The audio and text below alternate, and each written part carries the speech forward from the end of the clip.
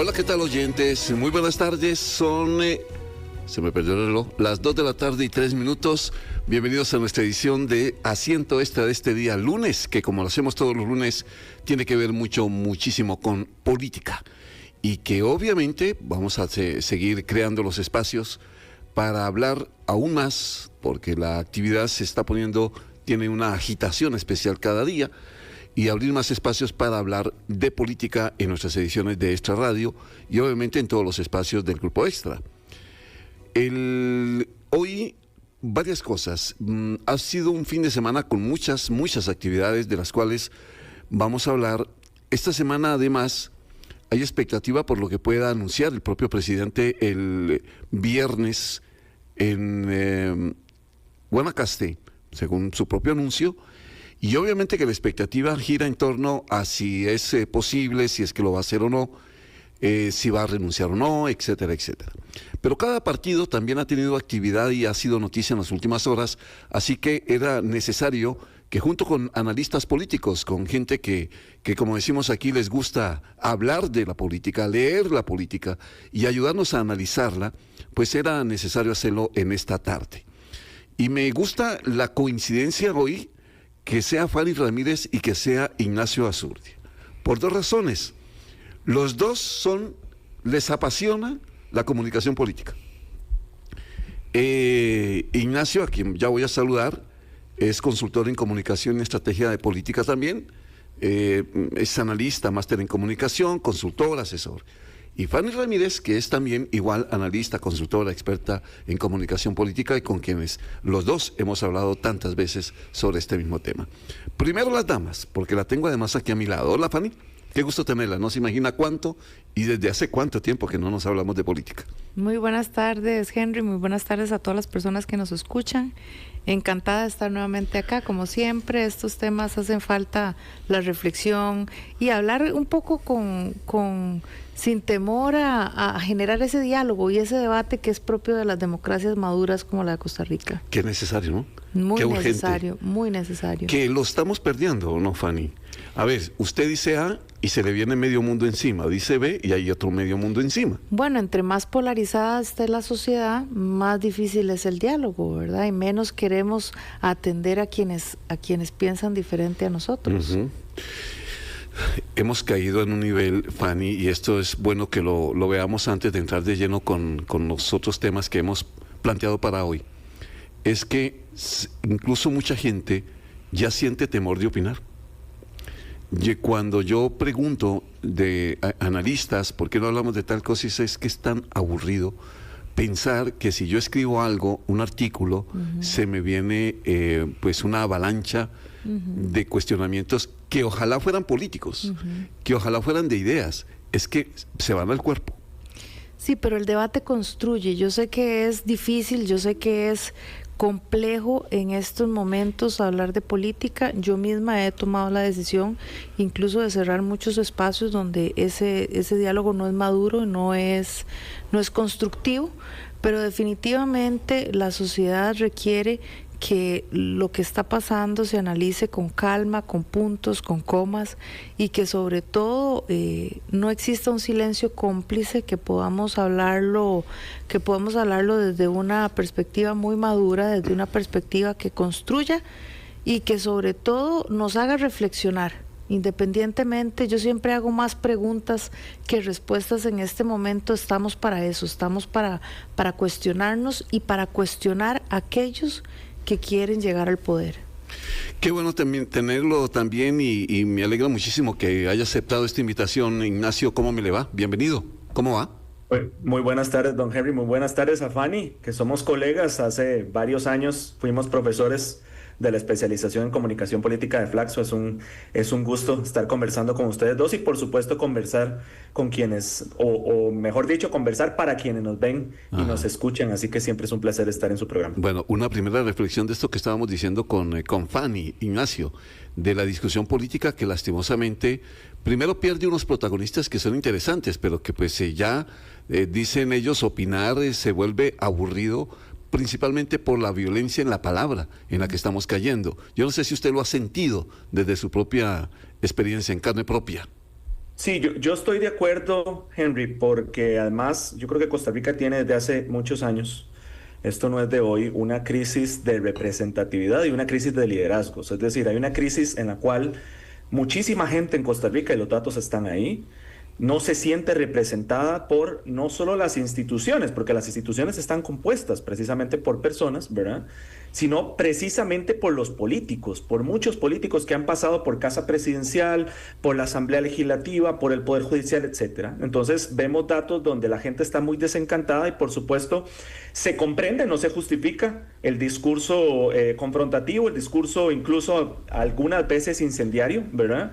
Se comprende porque hay muchísima gente que se siente muy desencantada con la política, se siente muy desencantada precisamente con los políticos por los cuales votaron en su momento y les decepcionaron, ¿verdad? Entonces se comprende por qué estamos en este momento en Costa Rica con los liderazgos que tenemos y también se comprende por qué hay un liderazgo, ¿verdad? Como el liderazgo de don Rodrigo Chávez, que conecta con un sector de la población considerable, con una mayoría, y del otro lado la gente que no apoya o no sigue a don Rodrigo Chávez no tiene liderazgos, no se siente en este momento representado por ningún liderazgo, y entonces ahí estamos en una dinámica en este momento de que tenemos un liderazgo importante conectando con una mayoría en este país, y del otro lado hay mucha gente que, si me permiten el término, con todo respeto lo digo, que se siente huérfana, ¿verdad?, de liderazgos, se siente huérfana de representatividad, de representantes, y entonces esto nos lleva al momento en el que estamos, ¿verdad? Incluso cuando analizamos el posible anuncio del oficialismo, no solo el posible anuncio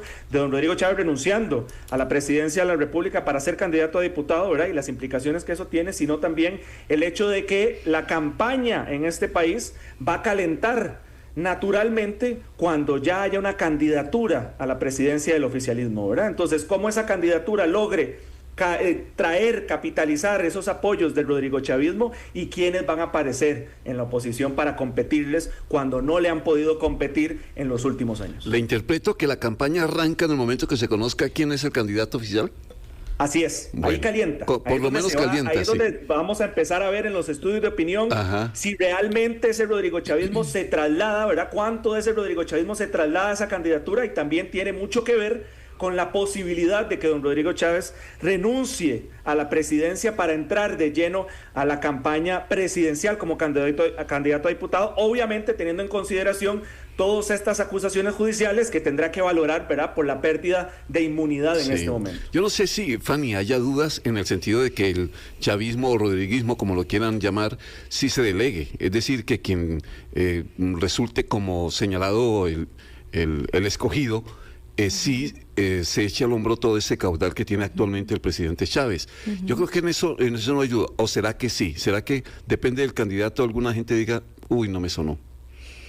No, yo dudo mucho que eso se dé, o sea, yo dudo mucho que no se pueda heredar ese caudal político. En Costa Rica ya ha pasado en otros procesos electorales, y el costarricense realmente lo vemos también dentro de los líderes comunales, como realmente no hay un proceso crítico individual de ver por quién se va a votar. El voto es emocional, y eso lo hemos explicado durante otros programas. El voto es emocional, y definitivamente en este momento lo que impera es una emoción muy fuerte para continuar con ese legado, ¿verdad?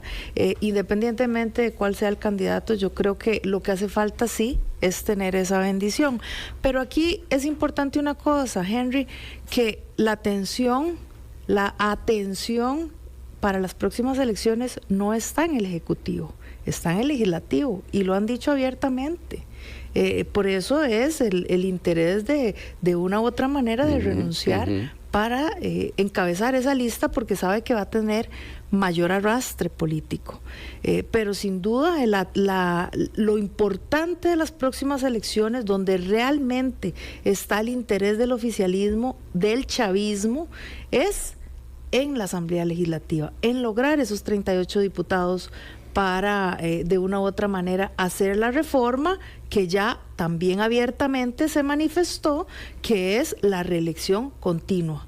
Entonces hay que permitirle a las personas entender que a diferencia de otros procesos electorales, en este proceso electoral, la atención del oficialismo y del chavismo es precisamente la Asamblea Legislativa para lograr esa mayoría o por lo menos generar ese grupo de 38, como ellos le llaman, patriotas, independientemente de qué partido estén, para consolidar el proyecto que quieren, encabezado por esta reelección continua.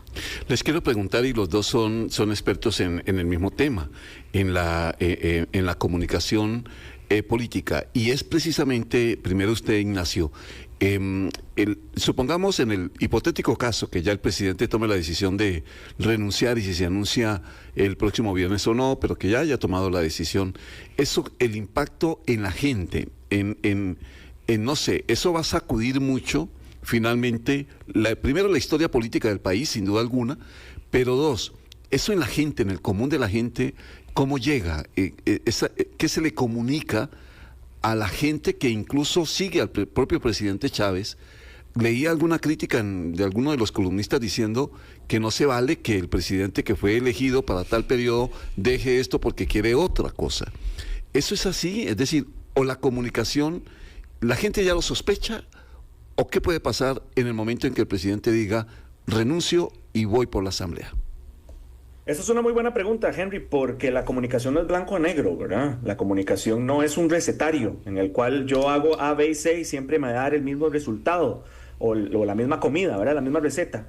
Entonces, habría que entenderlo en función de los públicos, el contexto en el que estamos y los liderazgos que tenemos. Y eso es muy importante entenderlo así. ¿Por qué? Porque don Rodrigo Chávez no representa a un político tradicional. Sus seguidores no quieren o no están pensando que están siguiendo un político tradicional. Es decir, ya don Rodrigo Chávez es un liderazgo disruptivo. Y entonces la decisión disruptiva, nueva, novedosa, se podría decir, de don Rodrigo Chávez de renunciar a la presidencia de la República para ser candidato a diputado, no necesariamente se tomaría mal por parte de sus seguidores. Por eso siempre hay que entenderlo en función de los públicos. También hay que entenderlo en función de los datos del CIEP, que dice que el 40% del apoyo de don Rodrigo Chávez, que se ha mantenido sólido, al menos en el último estudio, hay que esperar el siguiente, es precisamente personalista, ¿verdad? Entonces, del 54%, un 40%, o sea, el 40%, más de la mitad de ese 54% es personalista, ¿verdad? Entonces, cuando vemos esos datos, hay que entender que la figura de don Rodrigo Chávez representa precisamente el proyecto político y el proyecto de continuidad. Por eso es tan importante entender si don Rodrigo Chávez renuncia a la presidencia para ser candidato a diputado, precisamente lo que dice Fanny, es ese efecto arrastre, tanto no solo para el Poder Legislativo, sino para el Poder Ejecutivo, es decir, para entrar de lleno en la campaña, ¿verdad? Para meterle el hombro a su candidatura de la presidencia y también obviamente para liderar esa campaña hacia la cantidad de diputados, que ya lo veremos, ¿verdad? Porque el sistema costarricense no es tan fácil en la elección de diputados para que saquen esos 38 o 40 diputados. Lo que pasa es que es como cuando uno estudia para un examen, ¿verdad? Uno necesita un 70, no va a estar pensando en el 70, le apunta al 100, ¿verdad? Si después saca el 70, genial. Entonces, en este caso es similar, es decir, pueden sacar, sí, si logran sostener ese apoyo que tienen en este momento y lo logran capitalizar en febrero de 2026, pueden sacar muchísimos diputados, por supuesto. Ya sacar 38, 40 está un poco difícil. No imposible, que conste. A mí no me gustan los pronósticos, a mí no me gusta el análisis político tipo Nostradamus, ¿verdad? Pero está difícil. Obviamente todo eso va a depender de cómo les vaya, obviamente, en todas las provincias, porque tienen que sacar muchísimos votos en todas las provincias de manera bastante proporcional a la alza, ¿verdad? Y además también depende, obviamente, de los rivales que tenga enfrente. Pero es que es esta lógica de, ok, renuncio a la presidencia para ser candidato a diputado y asegurar mantenerme en el poder formal. No solo es la campaña, ¿verdad? Sino mantenerme en el poder formal, pero también renuncio a la inmunidad. Entonces habría que ver cómo se mueve el Poder Judicial, que obviamente debería cumplir los plazos que ya tienen previstos, pero uno nunca sabe qué puede pasar, ¿verdad? Igual también, si se mantienen como presidente hasta el final de su mandato, perdería la inmunidad cuando deje de ser presidente en mayo del otro año, ¿verdad? Entonces, obviamente todo esto tiene mucho que ver con la lógica estratégica estratégica, tanto electoral, tanto de esa movilización de ese Rodrigo chavismo, que yo no lo veo tan perfecto en el sentido de que se pueda trasladar absolutamente todo. Por eso tienen que hacer una buena campaña, obviamente. Ellos no pueden caer en un triunfalismo, decir, no, ya lo tenemos ganado, quien sea el candidato. Por algo, doña Pilar además ha demostrado muchísimas dudas en los últimos meses, ¿verdad? Incluso ha tenido dudas con doña Laura Fernández respecto a si ella sería la candidata. Vamos a ver si ella termina siendo, ¿verdad? Ellos han estado jugando con la expectativa, jugando con esa campaña de expectativa de anuncios y todo, y todavía no anuncian la candidatura, lo están arrastrando también para evitar el desgaste, ¿verdad? En competencia con los rivales que tenga, pero es lo que les digo, es decir, obviamente es que haga el oficialismo, cómo traslade ese apoyo, qué decisión tome don Rodrigo Chávez, ¿verdad? Para ver si necesita entrar de lleno o no la campaña, y muy importante, porque esto es una competencia, que hagan sus rivales, ¿verdad? Es decir, que hace la oposición, qué liderazgos realmente aparecen en la oposición que le puedan competir, porque hasta el momento, cuando vemos los datos del CIEP, vemos las intenciones de voto son muy reducidas, hay muchísima indecisión. Uno ve, por ejemplo, y también hay que tener en cuenta la intención de voto de doña Laura Fernández, el estudio de Opol, que fue el último que sacaron, ni siquiera hablemos del CIEP, que fue hace bastante, el de Opol, que lo sacaron para inicios de julio, es irrelevante a estas alturas. Incluso decía, Laura Fernández un 13,1%, y ni siquiera es la candidata oficial todavía. Luego Fabricio Alvarado 10,3%, Álvaro Ramos 7,6%. Entonces, cuando vemos esos datos, uno dice, ok, suave, esperémonos un poquito, esperemos a que ya el oficialismo tenga esa candidatura y vamos a ver cómo ese apoyo, ese Rodrigo chavismo, que me gusta llamarlo así para que no piense que uno está diciéndolo de manera peyorativa, ¿verdad? Chavismo, rodriguismo, etcétera. Bueno, rodriguismo se puede confundir con otros Rodrigos que existen en la política nacional, pero entonces el Rodrigo chavismo, ¿qué tanto se traslada, ¿verdad? De ese apoyo que tiene don Rodrigo Chávez de más del 50%, 54%, llega incluso a 60%, ¿cuánto de eso se traslada, se convierte en intención de voto a la candidatura oficialista cuando ya se haya anunciado, obviamente cuando hayan pasado algunas semanas para hacer la respectiva medición? Qué interesante, Fanny. Bueno, aquí yo sumaría a esto, Henry, que el mensaje del oficialismo y particularmente de Pilar Cisneros, quien lidera esta campaña desde el punto de vista de comunicación y de estrategia política. El mensaje es concreto, es preciso y es oportuno. Lo han dicho abiertamente, con lo cual la ciudadanía sabe perfectamente cuál es el llamado. Entonces a mí realmente no me parece que haya ningún asunto en este proceso que vaya a sorprender o que vaya a afectar. Al contrario, es un mensaje completamente blindado. Vamos por la Asamblea Legislativa, vamos por una reforma constitucional, vamos por la reelección continua. El llamado es muy sencillo. De ahí en adelante yo, la verdad que me parece que... Es decir, Fanny, perdón, usted está diciendo que le gusta la idea de que se hable claramente y abiertamente del tema. Es decir, que no haya sorpresas en el camino. No hay sorpresas en el camino. Ya estamos en un momento en que el apoyo popular les ha dado la fuerza y les ha dado la entereza para decir abiertamente cuál es el proyecto político. Hay seguridad en eso, hay una base grande. A diferencia de lo que ha sucedido en anteriores procesos electorales con otros partidos políticos, que sí han generado mucha polarización y que no han dicho claramente cuál ha sido el proyecto. A todo esto, evidentemente en la acera al frente o en la oposición silente, que no ha podido ni siquiera articular una palabra porque está en temas internos. Vean qué curioso, porque mientras el oficialismo y el chavismo, y yo sí lo llamo así porque ahora más claro no puede estar, el chavismo mientras está en esta situación de la reelección continua con un mensaje claro, oportuno, certero y preciso además, diciendo cuántos son los diputados que se necesitan y demás. ¿Y cuál es la intención? Con una estrategia muy clara de un multipartidismo que en realidad es un pluralismo político inexistente, pero bueno, igual es una estrategia muy clara política. Vemos cómo en la acera del frente hay un silencio total. No se dice absolutamente nada, ni siquiera a lo interno han podido cohesionar sus partidos para que realmente se muestre como una alternativa para aquel electorado que no les gusta esta propuesta. Sí, que me gustaría mucho, después de que hagamos el corte de las 2:30, que junto con ustedes podamos ver partido por partido en las que andan. Porque Fanny tiene razón, o sea, desde el otro lado, ¿qué están haciendo? Porque tienen esas luchas internas todavía. Y Paulo Ulloa me decía hace algunos momentos que quizás la campaña, y para algunos va muy rápido, cuando octubre debería ser como el mes en el que ya todo esté pues más claro sobre la mesa. Sin embargo, Ignacio decía algo que me llamó mucho la atención, y es que la campaña como tal, o la intensidad como tal, comienza en el momento en que el presidente tome la decisión. Ahora, tomemos, ese es un caso hipotético de la renuncia.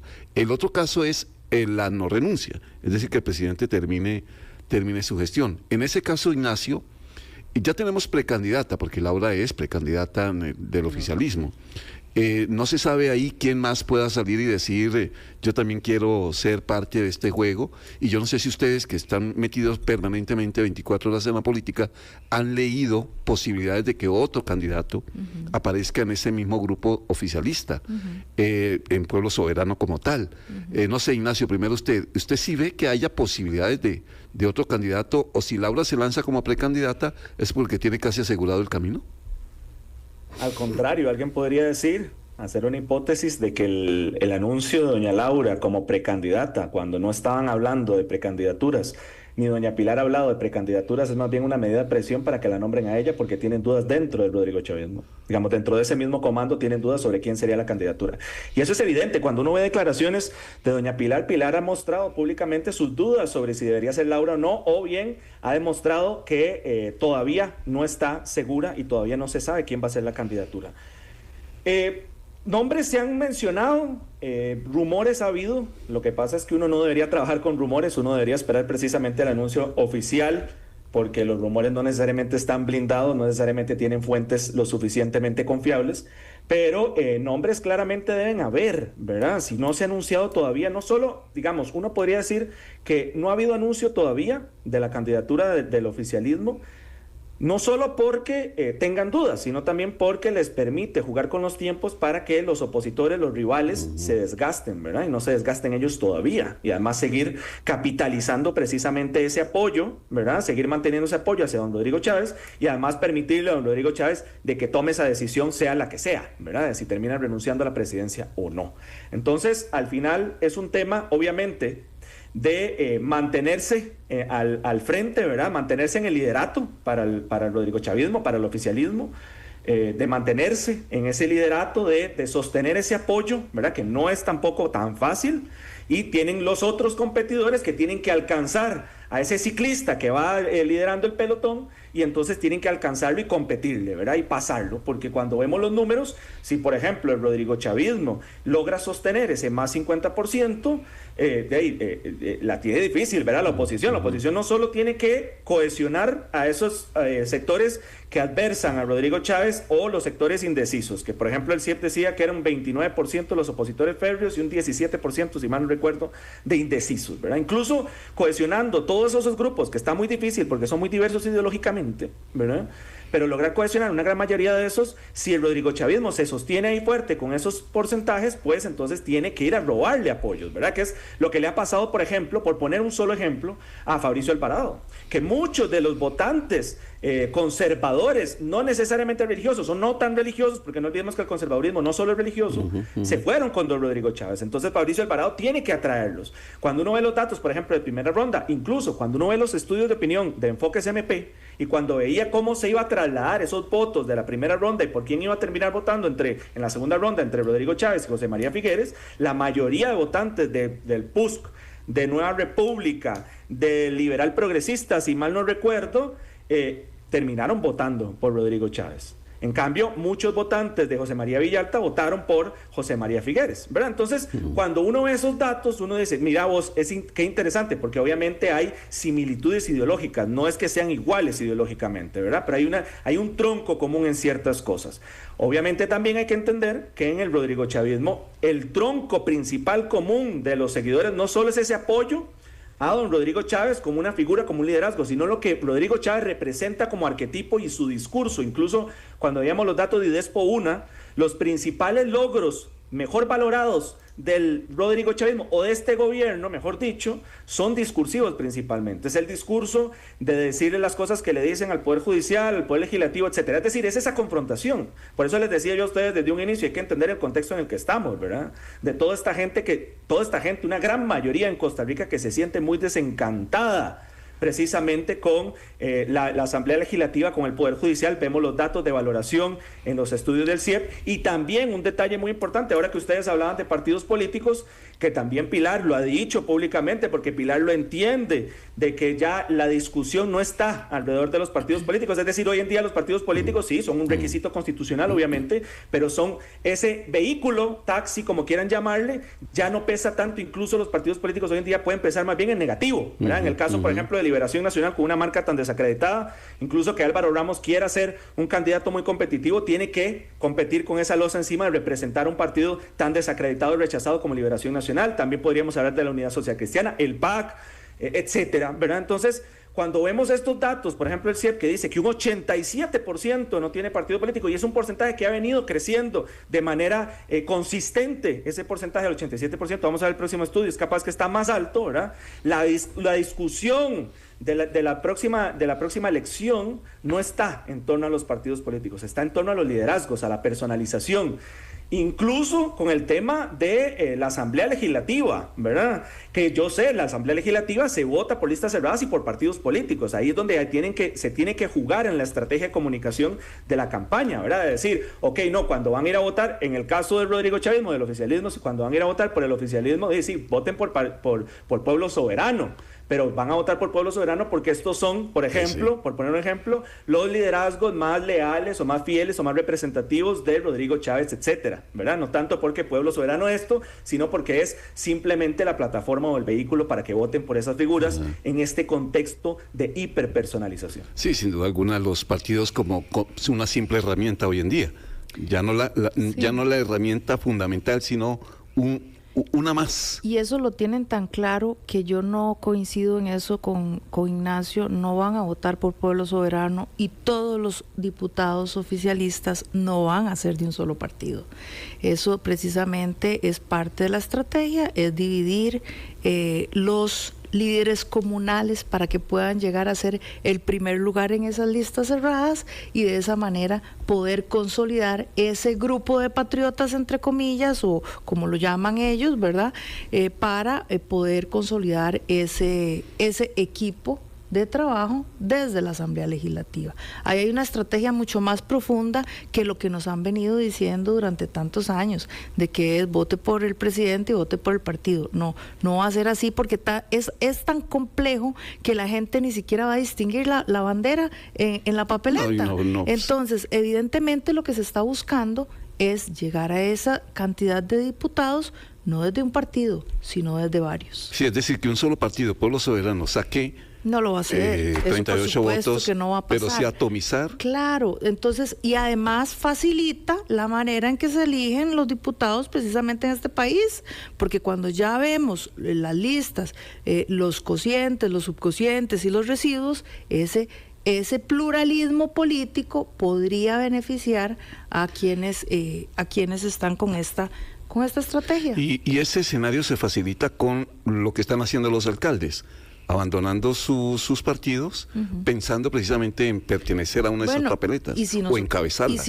Exactamente, y si nosotros analizamos además cómo se comportaron las elecciones municipales, donde hubo una división territorial de partidos políticos, entonces es muy probable que esa misma estrategia también complemente lo que anteriormente estaba hablando del multipartidismo o el pluralismo político, entre comillas.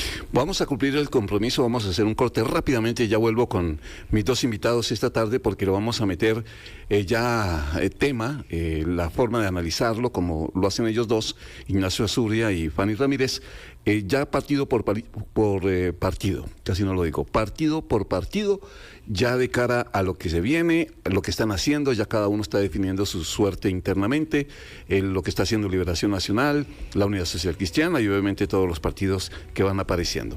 Ya regresamos, ya son las 2 de la tarde, 31 minutos. Dos invitados especiales hoy, analistas políticos esta tarde con nosotros, Fanny Ramírez y también Ignacio Azurdia, a quienes hemos invitado precisamente pensando en que los lunes podamos tener la posibilidad de entender un poquito más o lo que ellos están viendo, los analistas, en torno a la política actual. Y poco a poco, pues obviamente tener aquí en esta misma mesa de trabajo a cada uno de los candidatos. Van a ser tantos, que los candidatos a la presidencia, el desfile por estos micrófonos va a ser un trabajo bastante largo. Ya por lo menos los ratificados ya los puede ir llamando.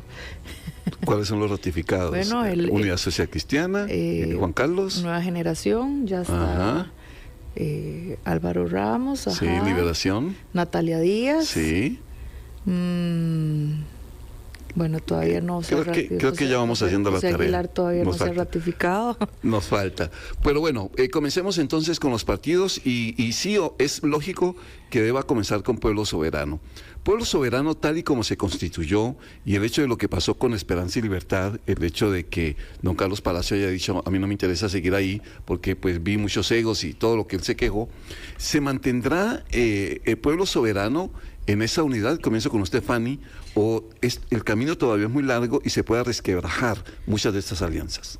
Usted se refiere a la alianza, no al Partido Pueblo Soberano. Sí, exactamente, alianza con los otros partidos.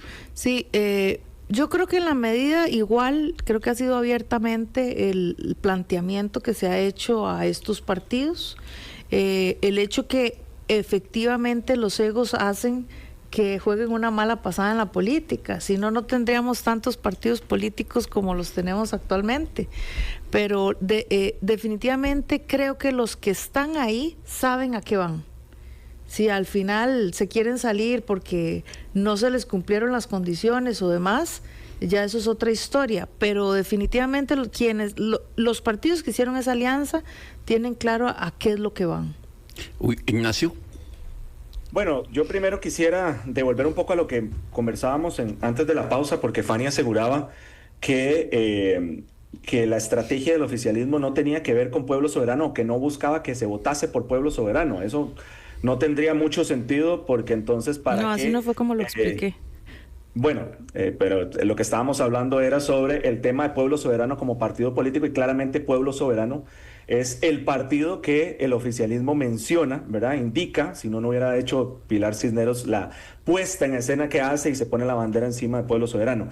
Lo que haya, las alianzas que hay, que son partidos obviamente menores, y simplemente para efectos prácticos, es para demostrar cierto apoyo, ¿verdad? Dentro de un contexto en el cual incluso la mayoría de costarricenses ni sabía seguramente quiénes eran esos partidos o cuáles son esos partidos, ¿verdad? Sí. Pero entonces tenemos a Pueblo Soberano como el partido del oficialismo, y obviamente eso no exime que busquen la mayor cantidad de diputados por ese partido, pero que obviamente entren otros partidos, incluso algunos de esos que quieran, ¿verdad?, tener candidatos a diputados por aparte, que a la hora de la hora, en el actuar político, en el actual legislativo, sean aliados del Rodrigo Chavismo, ¿verdad? Es decir, lo mencionábamos hace unos minutos.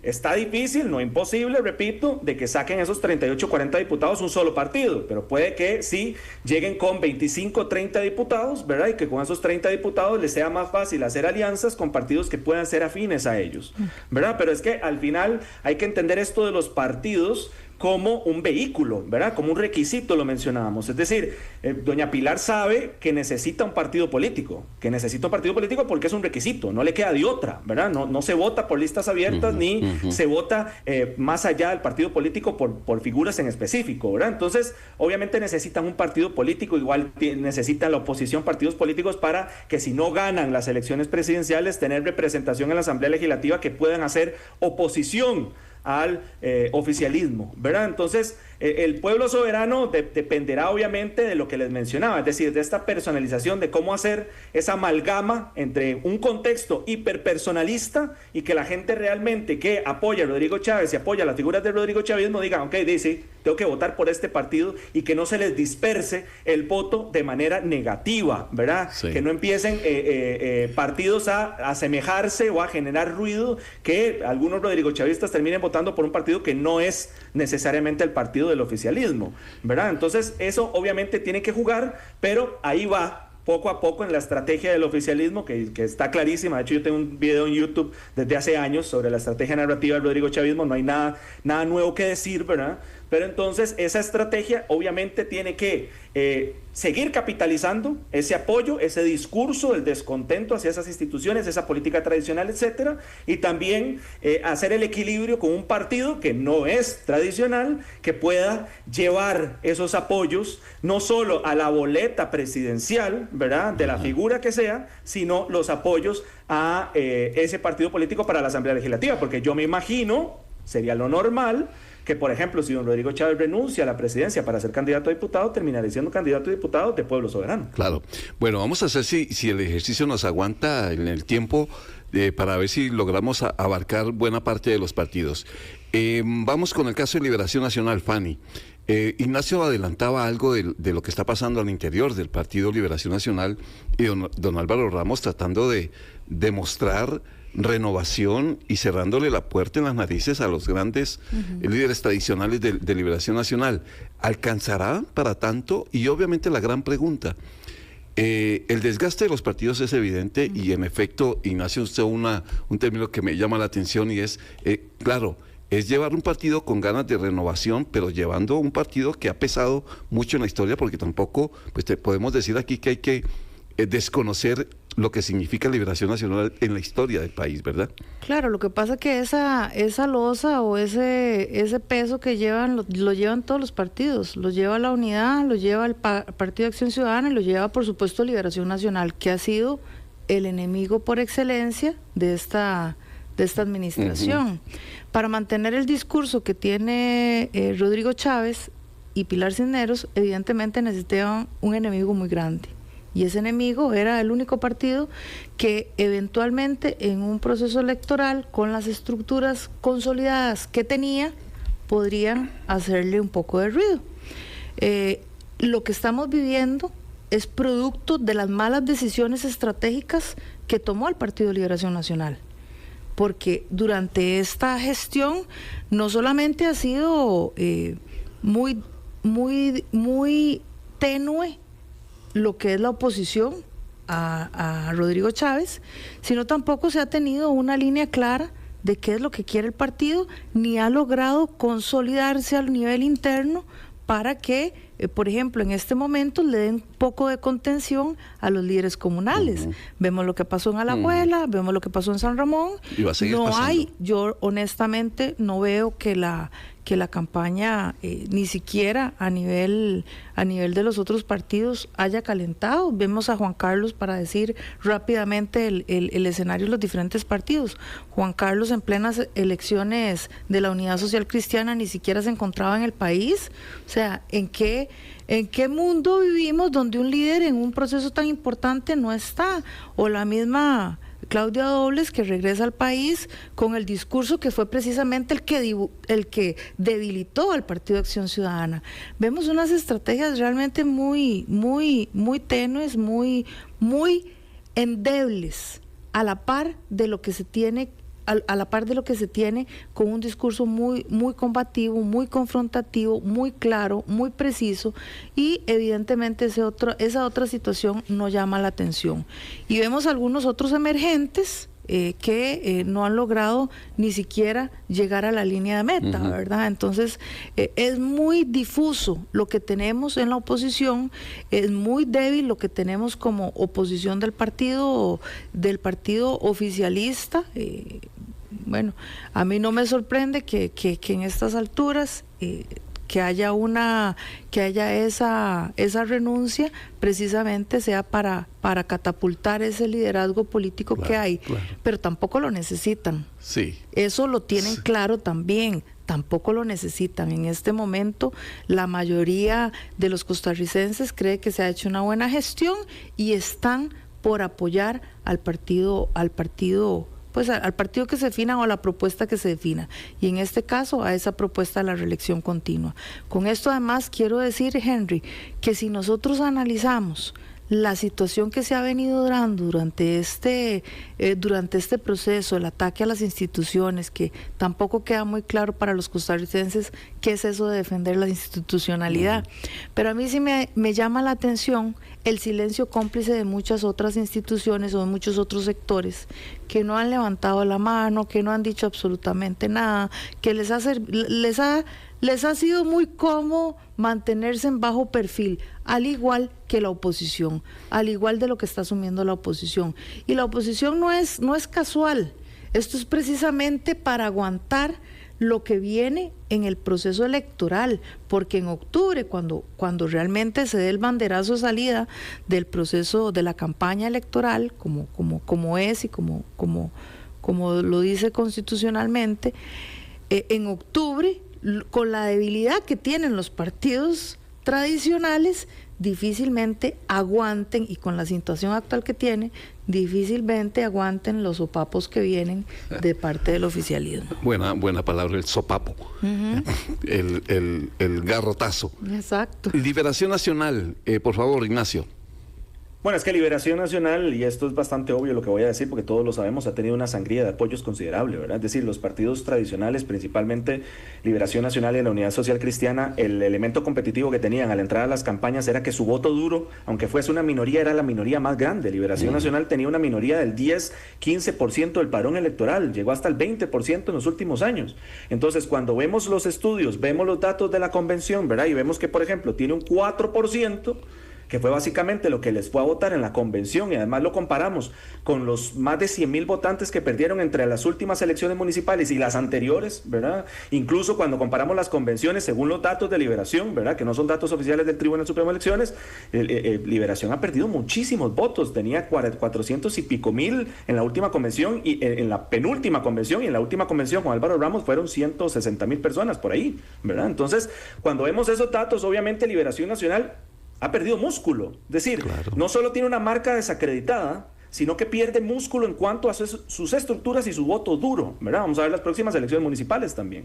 Y entonces, a eso se le suma que Álvaro Ramos quiere ser la cara de Renovación, pero le está costando lidiar con las estructuras ya bien posicionadas dentro de Liberación Nacional, sobre todo en un partido en el cual probablemente mucha gente dentro de Liberación Nacional, que además lo normal en un partido político tradicional de muchos años es que mucha gente dentro de esos partidos políticos quieran aspirar, ¿verdad? Quieran ser diputados. Entonces, en esa búsqueda de diputaciones, ¿verdad?, hay muchos que también quieren una diputación porque ven difícil ganar la elección presidencial incluso, ¿verdad? Es decir, no ven ganando la elección presidencial y la diputación, sino que solo quieren la diputación. Entonces, están buscando esa cuota de poder. Entonces, dicen, no me voy a alinear con el candidato presidencial que debería alinearme para representar como un todo el partido político, esa búsqueda de renovación, que tampoco es tan fácil, ¿verdad?, porque ya tienen una marca posicionada, muy desacreditada, muy desgastada, negativa. Entonces, incluso en esa lucha que estaría teniendo ahorita Álvaro Ramos y su equipo de campaña, de unificar al partido para que todos remen, dicho de alguna manera, en la misma dirección, mucha gente dentro del partido no quiere,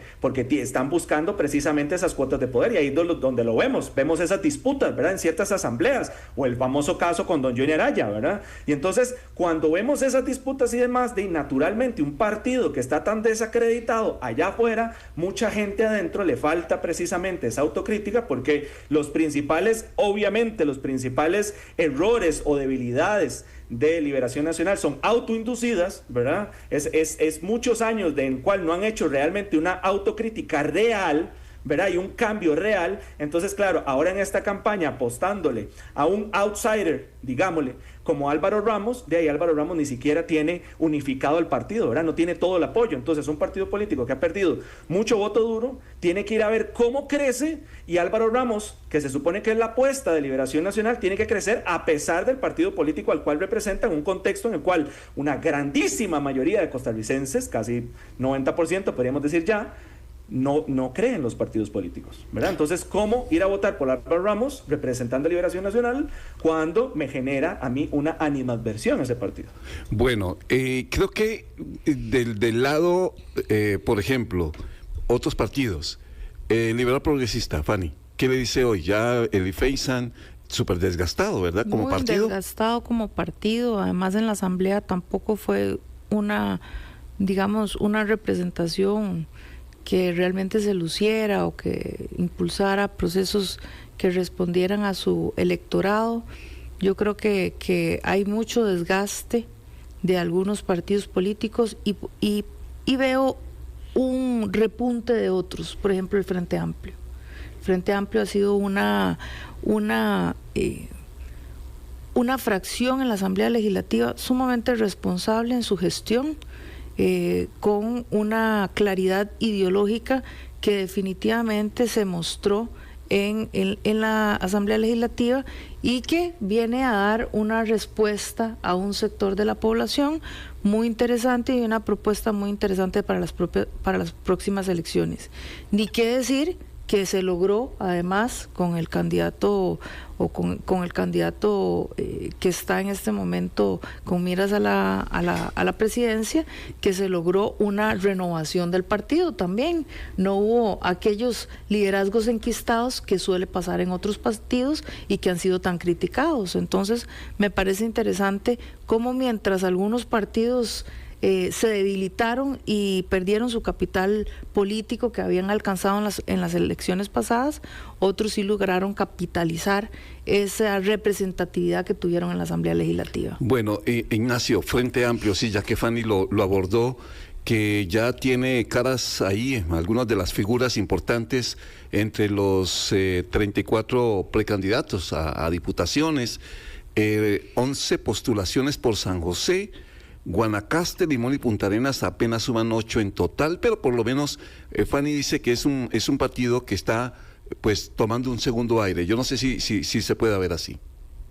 Yo coincido con lo que dice Fanny sobre el Frente Amplio, pero difiero en algo. Ella dice que no hay liderazgos enquistados en el Frente Amplio. Yo diría que no hay enquistados como tal, pero sí hay liderazgos recurrentes.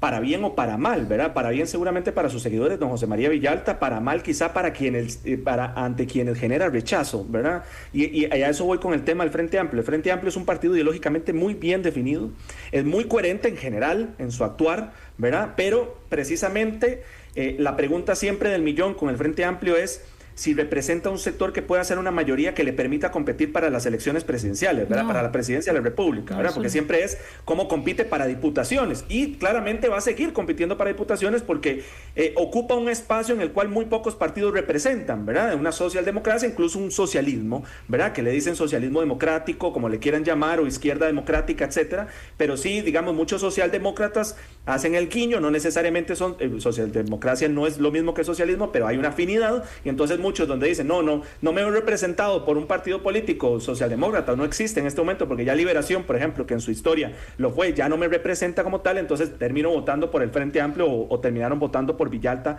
en su momento. Entonces, siempre el tema con el Frente Amplio es cuánto puede crecer, incluso es llamativo, porque una de dos era o Ariel Robles era el candidato o era José María Villalta otra vez, ¿verdad? En las próximas elecciones presidenciales. Pero José María Villalta dijo, no, ahora voy a ser candidato a diputado, porque a lo mejor, ¿verdad? Que conste, no lo estoy asegurando, a lo mejor ve mayores posibilidades precisamente de sacar una diputación y no de ser presidente. Entonces, volver a la Asamblea, ¿para qué? Para poder ocupar ese espacio, esa cuota de poder y poder ejercer una oposición y representar a su sector dentro de la Asamblea Legislativa, si ya están previendo que la próxima Asamblea Legislativa sea mayoritariamente afín al oficialismo, ¿verdad? Entonces, obviamente el tema del Frente Amplio es sí, tienen su público bien definido, ¿verdad? El tema es cuánto pueden crecer sobre todo porque también tienen ciertas nebulosas, ¿verdad? Sobre su imagen en ciertos sectores, sobre todo afines a sectores obviamente de la derecha, ¿verdad? O de la centro derecha en este país, que obviamente rechazan totalmente lo que podría representar para ellos el Frente Amplio, ¿verdad? Entonces, en ese caso, con el Frente Amplio es ese, cuánto puede crecer, ¿verdad? Si se queda solo un partido para diputaciones o si podría competir algún día para las elecciones presidenciales, que José María Villalta en el 2014 estuvo cerca, no olvidemos, pero sabemos también cómo terminó esa campaña, ¿verdad? Ese efecto espuma que después se desplomó y aprovechó precisamente Luis Guillermo Solís, ¿verdad? Con una propuesta también ideológicamente y en general una propuesta mucho más moderada, ¿verdad? Pero y también si me permite Henry, pasar al Partido Liberal Progresista, con el Partido Liberal Progresista hay un caso muy particular. No olvidemos que el Liberal Progresista, Eli Feinza, quedó en cuarto lugar en la primera ronda de las últimas elecciones, sacó casi 260,000 votos. Sí.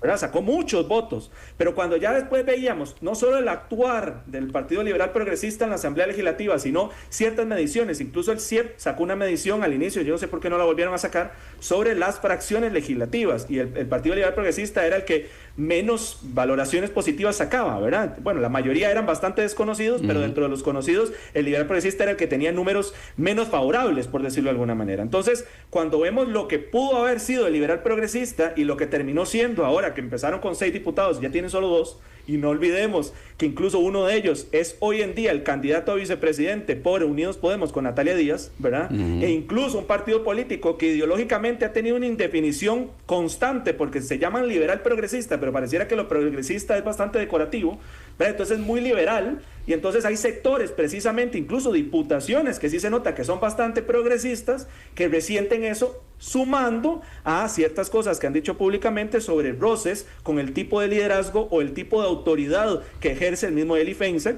que, ¿verdad?, hoy en día renunció a la presidencia del partido porque también suena que quiere ser candidato otra vez presidencial, ¿verdad? Entonces sería otra vez el candidato presidencial, pero esto sería quizá un guiño para quizá ciertos sectores dentro del partido que no están conformes con su autoridad, ¿verdad?, de unir sectores dentro de ese partido para ir precisamente unificados a competir, curiosamente, con él como candidato presidencial. Ese es el problema cuando tengo 2 excelentes analistas, que se me va el tiempo a toda velocidad y se me quedó medio programa por fuera, media agenda de trabajo por fuera, porque obviamente hubiera sido muy agradable, y creo que hay una segunda parte para hacerlo. Se me queda lo que usted alcanzó a insinuar, Fanny, del PAC, que es un partido que tenemos que verlo en su momento.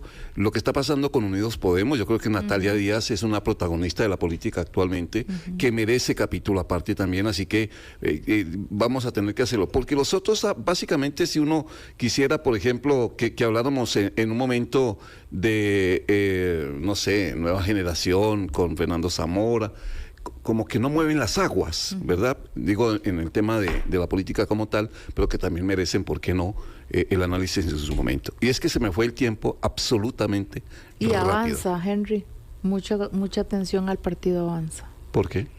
Porque es un partido que es un partido nuevo, es un partido con un outsider que no se conoce mucho, que tiene el respaldo del sector empresarial. No pudo hacer su asamblea este fin de semana. No pudo hacer su asamblea, sí, y desaprovechó un mensaje interesante, pero hay que ponerle atención a ese partido. Sí, bueno, vamos a hacerlo. Ignacio, le agradezco muchísimo que haya atendido esta invitación. Usted, como siempre, muy dispuesto, y sé que como le gusta la política, pues contar con usted siempre va a ser esa posibilidad. Y creo que nos toca hacer una segunda parte. Así es, don Henry, muchas gracias por el espacio. Como siempre, el hecho de que se haya ido tan rápido es una muy buena señal. Sí, incluso podríamos hablar del PAC, ¿verdad?, que está en cuidados intensivos, por no decir prácticamente en coma. Y además también vamos a ver en los partidos políticos, esto es muy importante, las candidaturas presidenciales que vayan con doble postulación, ¿verdad? Que es lo que refleja sus verdaderas aspiraciones. Totalmente. Es decir, ¿cuáles van con doble postulación? Porque sí, en el papel quieren aspirar a la presidencia, pero realmente lo que están aspirando es una diputación porque saben que no les alcanza, ¿verdad? Entonces, eso también hay que verlo. Y yo creo que en el caso de doña Claudia Dobles, seguramente no sería nada extraño que fuese con una doble postulación, porque el PAC sabe muy bien, con el altísimo rechazo que tiene, justificadísimo, ¿verdad?, después del gobierno de Carlos Alvarado, justificadísimo, con ese rechazo de saber ellos mismos, de tener el realismo de que saben que no pueden aspirar a la presidencia de la República. Ignacio Azurdia, esta tarde nosotros aquí con Asiento Extra. Ignacio, un abrazo, que me le vaya muy bien. Buena semana. Gracias a ustedes. Fanny, gracias. Fanny Ramírez, también, analista. Henry, muchas gracias por la invitación. Yo sé que usted está también hablando de política, y eso me gusta. Fanny Ramírez, analista, consultora, experta en comunicación política, también hoy aquí en Asiento Extra. A ustedes muchas gracias, feliz tarde, adiós.